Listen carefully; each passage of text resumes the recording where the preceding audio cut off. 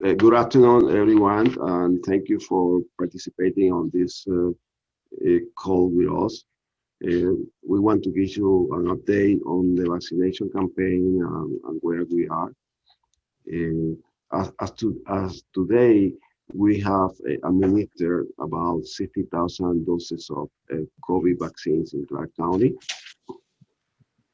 Those vaccines have been administered not only by the health district, but also by our partners, such as the county, UNLV, Touro University, Roseman, also the cities of Henderson and North Las Vegas, and other community partners across the county.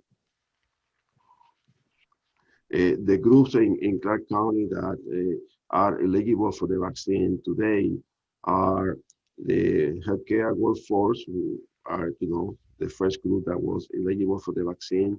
Also, our seniors, senior 70 years old and over, as well as our public safety and security workforce, including also our frontline community support workforce. And those groups are defined in the state playbook for the campaign.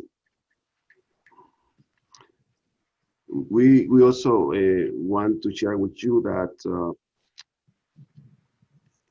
even so we are offering vaccine every day, we receive limited supplies of vaccines, and based on that, we plan our delivery of services.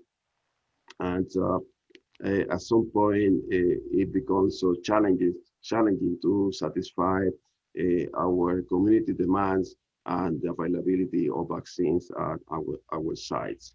This is something that is ongoing, and our expectation is that in the near future, it should improve or must improve. I also want to remind our community that we are still fighting this pandemic. It's very painful to recognize that as today we have more than 200 residents of Clark County that have been diagnosed with this disease, and we are almost 3,000 people who have lost their life in Clark County because of the coronavirus. So this is an ongoing situation that we are fighting, and now we need the support of our community, and also for all of us to take advantage of the vaccine as soon as we are eligible and the vaccines are available for everybody. Please go and take your shot, because it will protect you, and also will protect those around you, because the transmission of the virus will decrease as we have more and more people vaccinated against this disease. I would like to introduce Councilman Scott Black. He is the chairman of our board. And Scott, please. Thank you, Dr. Ligon. I mentioned last week at the media event my appreciation and gratitude for the individuals working diligently to help not only with mitigating the spread of the pandemic over the last many months, but also importantly now, the really challenging logistical effort we have before us to administer the vaccine to those within Clark County that would like to receive it. And so again, I just wanted to say thank you. Every day, these individuals, I don't think they take a day off. Every day they're meeting, discussing, and formulating plans and coordination to really handle this tremendously unprecedented logistical effort. Having said that, as we begin to offer the vaccine to people, more people throughout the community and more groups, I'm asking on behalf of these amazing people who are working diligently for your patience and for your support, for your understanding. Our overarching goal as public health professionals and as a health district is to make sure that everyone who wants a vaccine will get one. And our goal is to do that as quickly and as safely as possible, bearing in mind that everything that we do is contingent upon the supplies that we have on hand to plug into the infrastructure that we've built. So as appointments are available and expanded to additional groups of people, in these groups, it's important for you to know that you may not get the first available appointments because we're still trying to get those that are in the most vulnerable categories through to an appointment and vaccinated. But again, appointments will be coming more readily available, and anyone and everyone who wants the vaccine will be receiving it. So again, thank you so much for the team who's helping make this happen. And for those of you in the community, again, I ask for your patience and your support as we work together on this unprecedented venture. Thank you, Dr. Legan. Thank you, Councilman Scott. I would like to introduce Commissioner Madeline Kirkpatrick. She is Vice Chair of our Board of Health. Please, Madeline. Thank you, Dr. Legan, and I just want to say ditto to Councilman Black's appointment. And I hope that the public understands that many people are doing this for the first time, and we're all working together to ensure that our community is safe. You can continue to help keep us safe by practicing the social distancing, washing the hands, and the face mask. While we continue to roll out the vaccine, understand that there's no process that is perfect. We are flexible, and we are working hard to refine our process every single day. So thank you, Dr. Legan and Joanne, for you and your teams and all of the work that you're doing, the National Guard and Chief Steinbach. I know that many of us are not sleeping to ensure that we're efficient and we're getting the vaccine out, and we're still testing for that matter at the same time. So thank you. Thank you, Commissioner. I would like to introduce Joanne Rupiper. Joanne is our Chief Administrative Nurse and Director of Clinical Services, and she has been leading our campaign efforts. Joanne, please. Good afternoon, everyone. And I just wanted to say that our teams are working very diligently on getting this vaccine out, and along with Clark County. And I really want to ask for your patience. We're working through the tiers. However, our appointment system certainly isn't perfect yet, and we're working on it. We're in a much better place than we were last week. We have a better system starting tomorrow. And so we are hoping that the public, though, however, does consider to not make appointments when you are not in a certain group. So think about how we can get to our group and those with special needs, and even our healthcare workers. We're still working on those groups. So I think that's it for me. Okay, thank you, Joanne. I will ask Chief Steinbeck. He's one of our biggest partners, and with his leadership, he's really helping us a lot. So, Chief, please. Thank you, Dr. Legan. It's just an honor to be able to work through this process. Of course, we have unknown supplies that are coming to us, and it's very difficult to plan moving forward on how to get those out. I think you're doing a very good job of balancing that, and CCFD and all of Clark County departments and any other cities and every other industry is here to support. So I'm here to answer any questions, but I just want to make it clear to everybody out there that the supplies coming in are very volatile, and once we get more stability to that, you'll see a much smoother process. Thank you. Thank you. Okay, Corey, would you like to go into the questions? Yes, sir. At this time, we will open the floor for any members of the media to ask their questions. Please be sure to use the raise hand feature. Up first, we have Jacqueline Schultz from Fox 5. Please go ahead. Good afternoon. Following up on what Ms. Rupiper said regarding the website improving starting tomorrow, wanted to know what in particular that meant. Also have a question regarding the sites in terms of issues. We've heard line jumpers, people showing up without appointments. There was someone who told me that their senior mother was turned away yesterday and cashed out of supplies. If you can address those issues as well. Okay. Uh, Joanne, you want to take the first part and Sure, I'll take the if I first part. complete? Sure. What I meant by improving our system, we are moving to a different format tomorrow.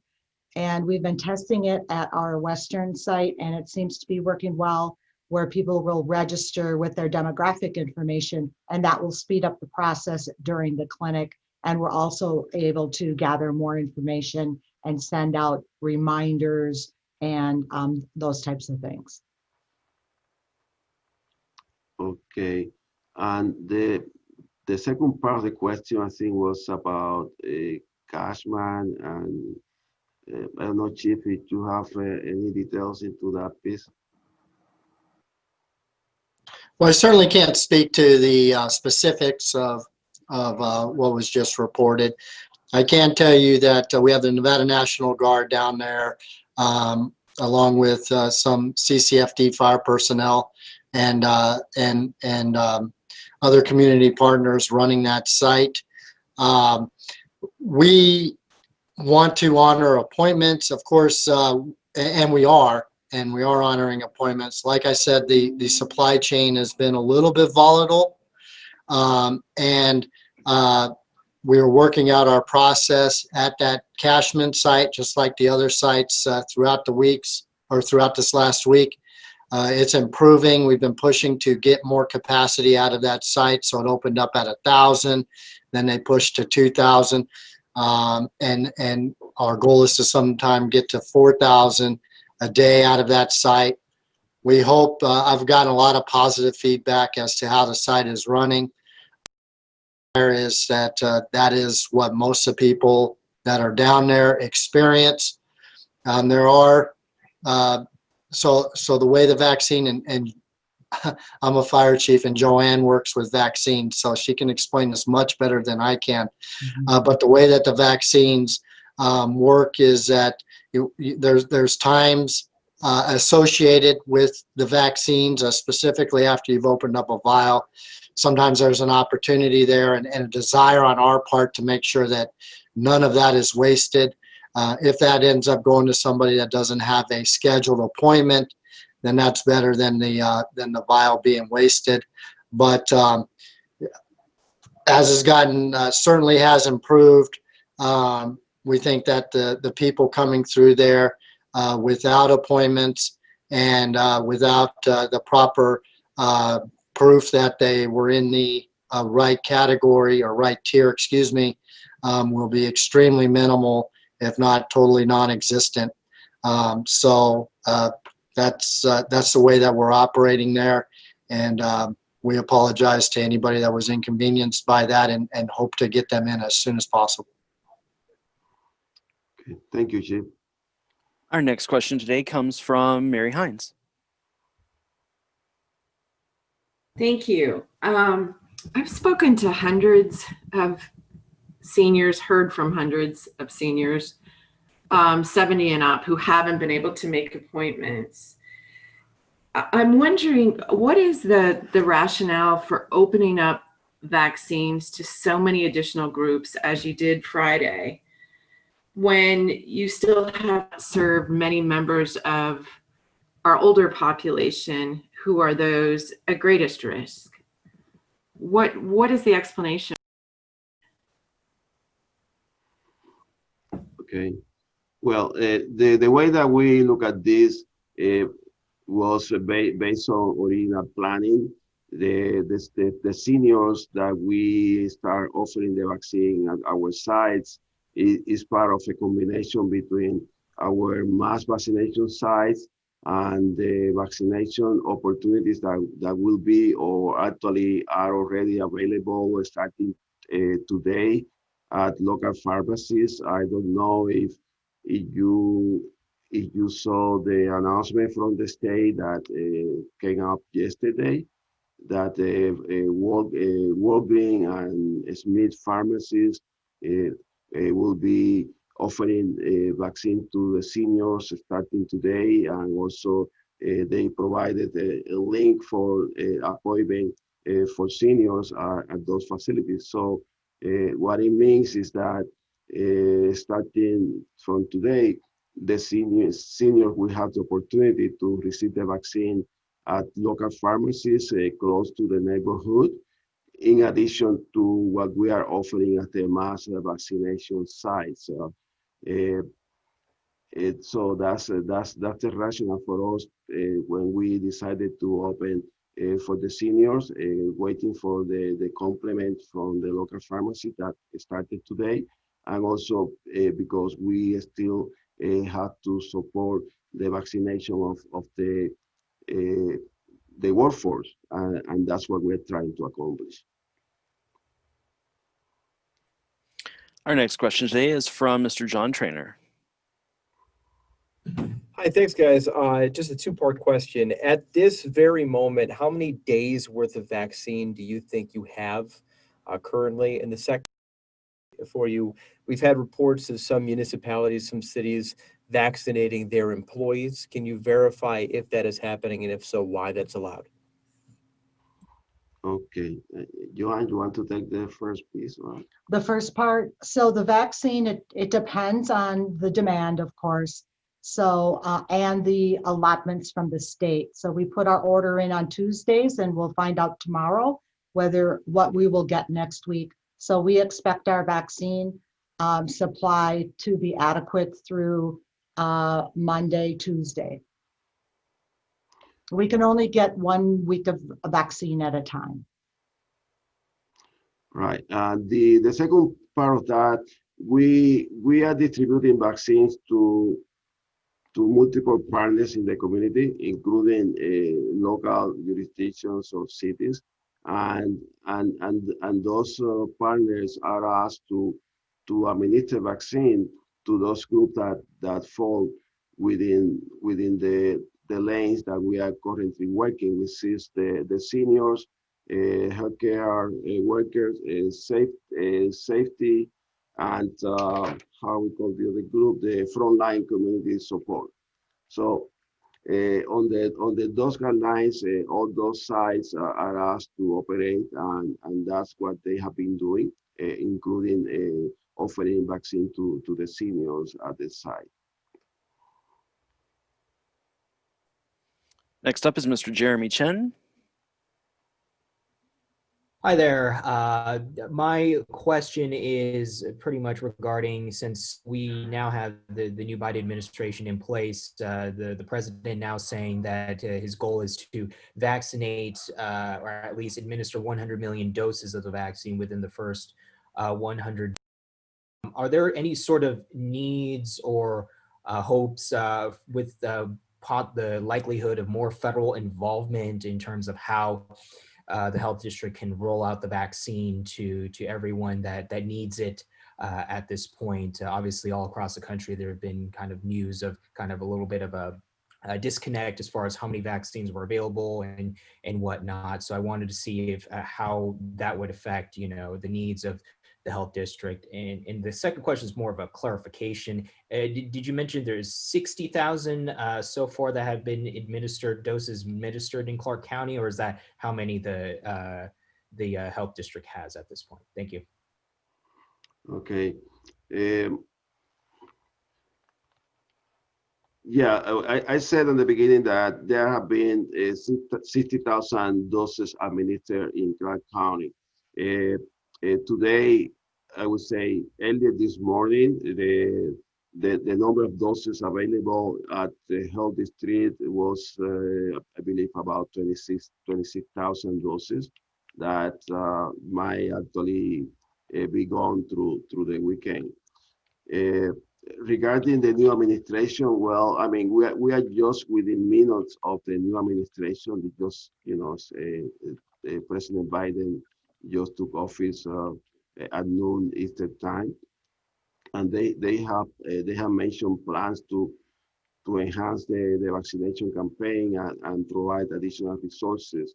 This is something that, again, is very early on that process. We don't have any specific right now locally that we could provide to you because, again, it's just the very first day of the administration. I don't know if Commissioner Kirkpatrick, you want to add something to that? Thank you, Dr. Lagon. We are working very close with our congressional delegation, and we have asked for 100,000 just for Clark County a week through July. So as they're working to do that 100 million, we want to make sure we're also working with the state very closely and our congressional delegation to ensure that Nevada is one of the ones with the squeaky wheel, trying to get more vaccines as soon as possible, because it's been great to see that, you know, over 70% of the people are very interested in getting the vaccine, and we want to have as much of the vaccine as possible in our community. So while Biden is only been there just a few minutes, I think on our time, we've already been working with the administration and our congressional delegation to ensure that we get that we have our list in already on what we'd like to see and what we think our community needs. Our next question today is from Michael Scott Davidson. Hello. I had a quick question about vaccine distribution. So the state's plan and has called for, on multiple occasions, equity in distribution of COVID-19 vaccines among different populations.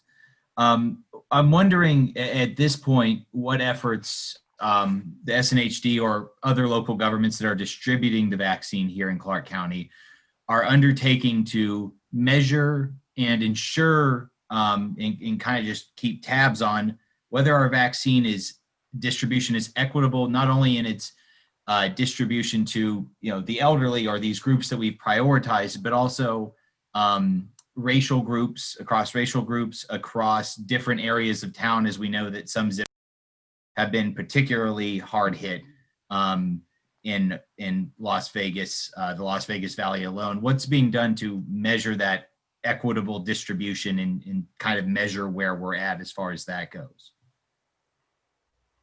Okay, I will start and anybody can follow. The first thing I want to say is that the number of vaccines available in Clark County is very limited, have been very limited, and that have, I would say, dictated how we approach the campaign until today. We have been working with the local jurisdictions in order to facilitate distribution of the vaccine across the county, not just at one or two major sites. And that's why we opened a Cashman recently, and we opened a vaccination site at the high school here, and also we opened a vaccination site at our main facility at 280 Decatur for the Southern Nevada Health District. And then the city of North Las Vegas opened a vaccination site, and the same for Henderson. And the university, UNLV, opened a vaccination site also, and in addition to other partners that have been offering vaccine. So that is kind of an initial approach to us. Our intention as the supply of vaccines increase, then we will be able to send out mobile or strike teams that will actually be deployed to specific areas of the community, and we have been working with our commissioners, and also we recently have a meeting with representative of the different churches across the county to ask for the feedback and support once we are ready to go deeper into the community, because we want to be able to offer that vaccine, but also more than offering the vaccine, to receive a positive response from all segments of our community, and we are asking those who are closer to the community to be active participants in the message that we are trying to deliver. So in other words, our strategy is to, in addition to the large mass vaccination sites, deploy things that will be targeting specific areas of the community, including the zip codes that you mentioned before, which we already identified, and those are zip codes heavily populated by the Hispanic community. But also we have concerns about the African American community as well, in terms of access to the vaccine and willingness to receive the vaccine. So there are multiple elements to this issue of concerns about equity, and we are working towards reaching that goal. Next question comes from Megan Messerly. Hi there. Thanks for doing these every week. I wanted to ask, I heard from a rideshare worker who had made an appointment at Western High School and was turned away, and they were told that no rideshare employees could get vaccinated. And I know you all have said you are vaccinating essential public transportation workers as part of that frontline community support group. And under the state's playbook, they do include taxi and rideshare employees as part of that essential public transportation group. I was just wondering if that was done in error, or if you all have different guidelines, as far as the finer points of who fit into some of these categories, as far as, who should be making these vaccine appointments right now.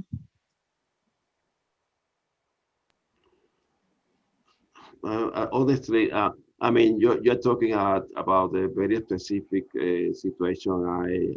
I don't have that information. What I can tell you is that our team at those places, they try to honor as much as possible first the appointments of people who had appointments and fall into those categories, and also, of course, the issue of the age group for people who do not fall on any of those categories. I exactly that particular case, I don't have an answer for you because I don't have that information. So. As a quick follow-up, I mean, is Southern Nevada Health District, is the plan to adhere to the state's playbook, including those, finer point categories that they detail in there beyond the sort of broad brush, essential public transportation worker descriptions? This is Marilyn, and here's what I'm. Yeah. Okay. Sorry. And Megan, here's what I want to tell you. One, understand that we're all doing our very best to be consistent and to move through the process. But remember that we have a lot of volunteers that are helping. We have a lot of folks that are out there. There's a high demand, so we're trying to manage to make sure that people are not standing too long. We're trying to manage that people are coming through the line as quickly as possible. So are there going to be those one-offs? Absolutely. And I think that you guys recognize that things happen, right? So there are, but what we're hearing from predominantly the 17-year-old group, that the experience has been good and that they feel comfortable and that they know that we are working hard. I stood at Cashman for about 4 hours myself on Sunday, and that is all of what I heard. Is there one or two that maybe we missed it, and that happens in anything. I mean, understand 2,000 people vaccines in an 8-hour period, that's yeoman's work, right? Is there going to be those one-offs? Yes. Do I wish Facebook would go away for a week because there's so much miscommunication out there? But we are working tirelessly. And as you look at that frontline list, and the frontline community, it is a broad group of folks, right? It is our social service workers. It's our people who are running our WIC offices. It's our people that are out there, boots on the ground every single day. And so we are working to address as many of those as we can with the limited amount of vaccine that we have. So We're focused on the bigger, broader picture on how many of those folks that we can and can't. I have talked to hundreds of constituents that may have got misdirected or may have filled out 5 appointments when they only meant to do 1. And we are trying to balance all of that. And every constituent that I've talked to, we've been able to resolve their issue, and we'll continue to work through those one-offs that happen. But we really do, for the public's good, we need to focus on the positives of what we're doing. We are not Florida, where senior citizens are waiting 8 hours in line to get a shot. Sure, maybe they're waiting an hour, but the process is very good for them. They're feeling good about it. We are not other states that haven't started yet. So I really hope that all of you can focus on some of the positives, because the last thing that we want to do is make people believe that the process is so awful that they don't want to come and get their vaccine, because that does not protect our community for the long term.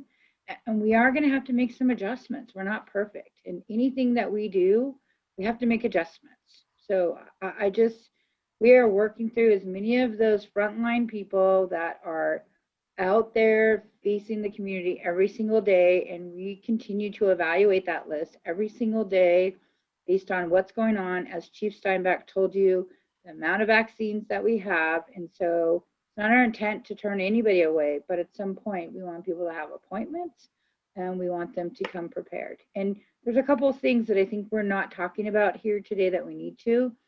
We need to encourage our seniors that if you use a walker, you normally are in a wheelchair and you can't stand for a long period of time, or you have a mobility scooter, please bring those so that you can be more comfortable while we're waiting through the process.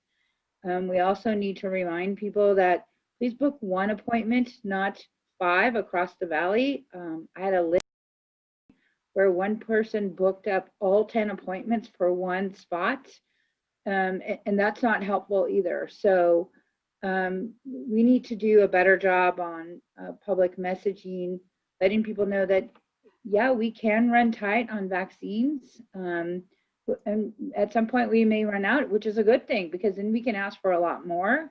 Do we want people to be comfortable and be prepared when they come to see us? Absolutely. And 3, are we doing everything as a community to get as much of this into our neighborhoods to ensure that people have a better chance of being protected? Sorry, Megan, I'm just as passionate about everything that we're trying to do here. We do appreciate everyone's participation today. As mentioned earlier, we are doing just 1 question per media outlet. And if you have any follow-ups, please reach out to the Office of Communication. If you're a member of the public and have any questions, send those to SNHD Public Information at snhd.org. In a moment, we will take a question from Telemundo for Dr. Legend, but in the meantime, do we have any final comments from anyone on our panel?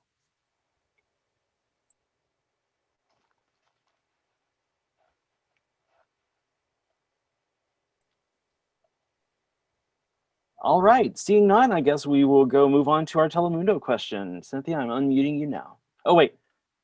Okay. One moment.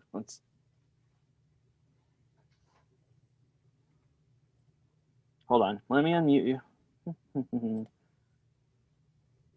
Okay, there you go. Okay, thank you. So I did want to point out one thing. Clark County is going to be sending out a news release today with Southern Nevada Health District. You are going to read that Cashman we don't have any appointment for this weekend. So we will be closing Cashman over the weekend. We will be refining our process. We will be getting our new system up and running and plenty of training. So I don't want you to be caught off guard, and I don't want you to tell people it's never coming back, because it is coming back. But we are, we purposely didn't schedule appointments because we want to make sure that we can get through our new system and be ready to go and even more efficient early next week. So I just wanted, sorry, Dr. Legon, I just wanted to put that out there so they weren't surprised.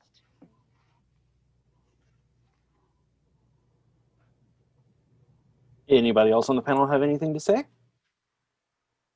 I'll just say one thing about our appointments, that please come at your appointed time. We are having people come early or late, and it really is important that you come on time. And we allow a certain number of appointments per time frame. So if you come early, that really clogs up the system. And also, as far as our staff are really working hard to get these processes down. And like many have said, some are volunteers, and they're learning as we go along, especially this first couple of weeks. So please be patient with them and be nice to them. They're trying their best. Thank you.